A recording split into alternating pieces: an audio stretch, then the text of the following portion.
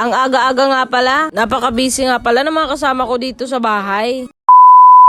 Jeez! Pero syempre, bagong lahat, ako nga po pala si Jack. Maraming pangarap para sa pamilya. Aga nga pala ngayon pumasok yung ate ko, kaya sabi ko ihatid ko muna siya.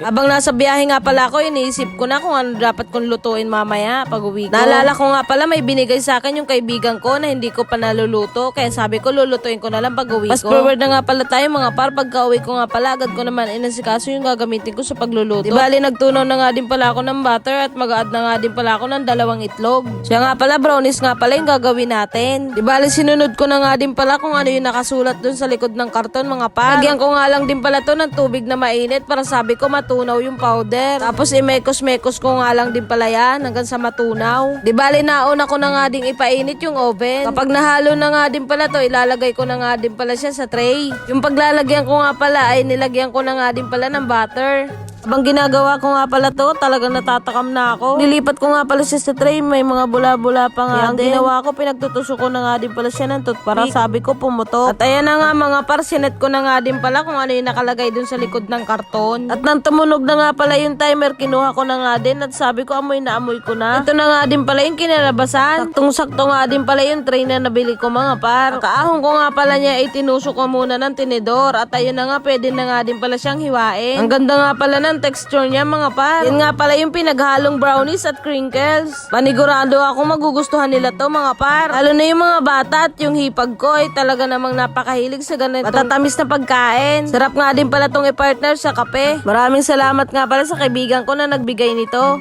Huwag kang mag-alala, meron pa natitira ditong isa. Pagpunta nyo nga pala dito sa bahay, pagluluto ko na kayo ulit nito. Yun lang, salamat sa panonood.